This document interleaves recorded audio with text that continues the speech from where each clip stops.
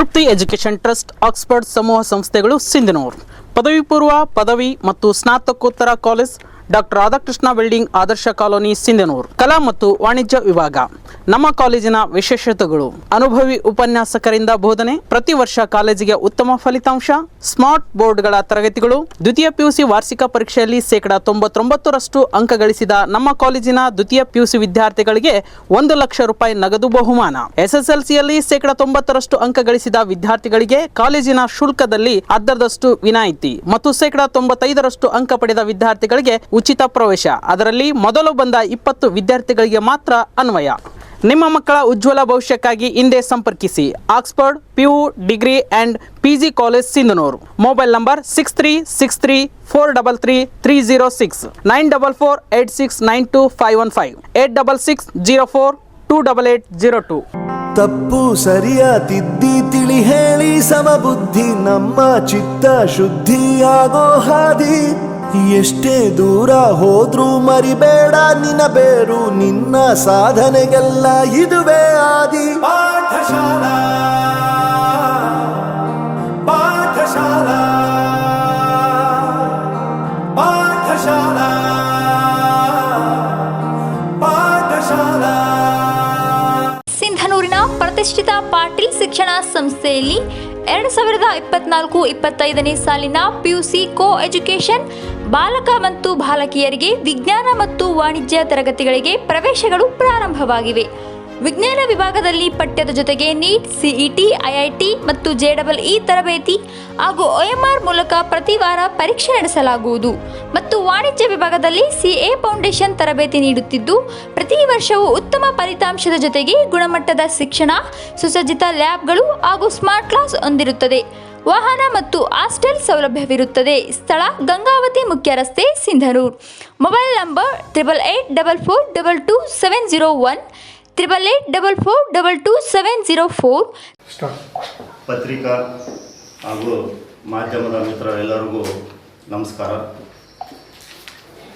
ಅನೇಕ ವರ್ಷಗಳ ನಂತರ ಸಿಂಧನೂರಿನಲ್ಲಿ ಪತ್ರಿಕಾಗೋಷ್ಠಿ ಮಾಡೋದಕ್ಕೆ ಬಂದಿದ್ದೀವಿ.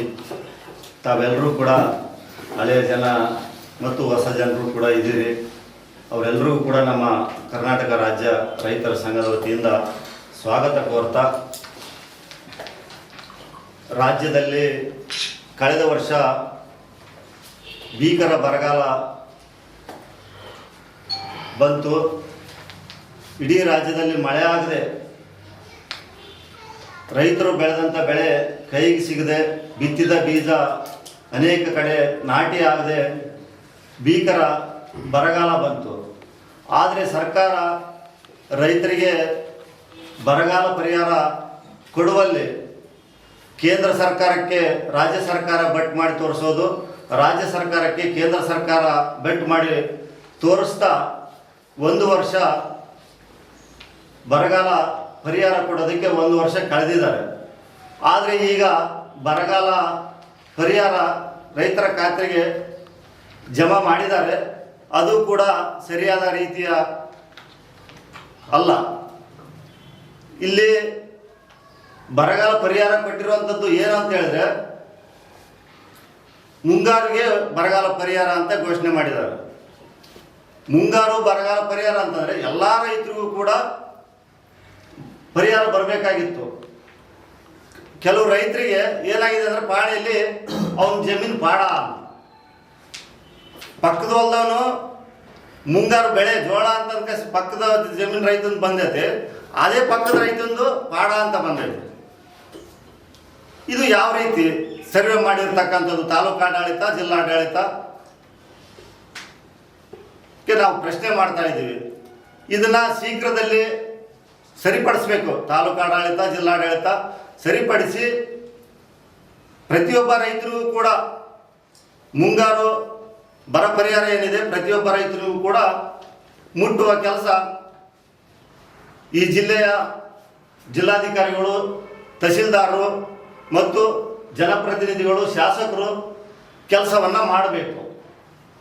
ಸರಿಯಾದ ರೀತಿಯಲ್ಲಿ ರೈತರಿಗೆ ಮುಟ್ಟಲಿಲ್ಲ ಅಂತ ಹೇಳಿದ್ರೆ ಮುಂದಿನ ದಿನಮಾನದಲ್ಲಿ ರೈತ ಸಂಘಟನೆ ಸುಮ್ಮನೆ ಕೂತ್ಕೊಳ್ಳಲ್ಲ, ಉಗ್ರವಾದಂಥ ಹೋರಾಟಕ್ಕೆ ನಾವು ಮುಂದಾಗ್ತೀವಿ. ಇದನ್ನು ಸರಿಪಡಿಸಬೇಕು ತಕ್ಷಣ. ಮತ್ತು ಪ್ರತಿ ಸಾರಿ ನಾವು ಏನಾದರೂ ರೈತರ ಖಾತೆಗೆ ಬರ ಪರಿಹಾರ ಆಗಲಿ, ಫಸಲ್ ಬಿಮಾ ಯೋಜನೆ ಹಣ ಆಗಲಿ, ಇಲ್ಲ ವಯಸ್ಸಾದಂಥ ರೈತಂದು ವೃದ್ಧಾಪ್ಯ ವೇತನ, ವಿಧವಾ ವೇತನ, ಈ ಥರದ್ದು ಏನಾದರೂ ಹಣ ಬ್ಯಾಂಕ್ ಖಾತೆಗೆ ಜಮಾ ಆದರೆ ಪ್ರತಿ ಸಾರಿ ಗೋಳಾಟ. ಬ್ಯಾಂಕ್ ಅಧಿಕಾರಿಗಳು ನಿಮ್ಮ ಖಾತೆ ಜಮಾ ಮಾಡ್ತೀವಿ, ನಿಮ್ಮ ಖಾತೆ ಜಮಾ ಮಾಡ್ತೀವಿ ಅಂತೇಳಿ ಅಧಿಕೃತವಾಗಿ ಸರ್ಕಾರದ ಆದೇಶ ಇದ್ರೂ ಕೂಡ ಇವ್ರ ಕಣ್ಣ ಮುಚ್ಚಾಲಾಟ ನಿಲ್ತಾ ಇಲ್ಲ. ಜಿಲ್ಲಾಧಿಕಾರಿಗಳು ತಕ್ಷಣದಲ್ಲಿ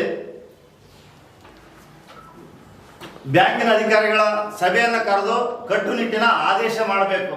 ಯಾವುದೇ ಒಬ್ಬ ರೈತ ನನ್ನ ಹಣವನ್ನು ಬ್ಯಾಂಕ್ ಖಾತೆಗೆ ಜಮಾ ಮಾಡ್ಕೊಳ್ತಾರೆ, ಸಾಲದ ಖಾತೆಗೆ ಜಮಾ ಮಾಡ್ಕೊಳ್ತಾರೆ ಅನ್ನುವಂಥ ವಿಷಯ ಬರಬಾರ್ದು.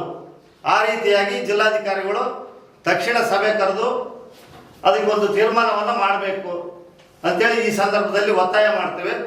ಅದ್ರ ಜೊತೆಗೆ ಇವತ್ತೇನು ಸರ್ಕಾರ ಈಗ ಮುಂಗಾರು ಪ್ರಾರಂಭ ಆಗಿದೆ, ಅಲ್ಲಲ್ಲಿ ಒಳ್ಳೆಯ ಮಳೆ ಆಗಿದೆ. ಈ ವರ್ಷ ಒಳ್ಳೆಯ ಮಳೆಯ ಮುನ್ಸೂಚನೆ ಕೂಡ ಇದೆ.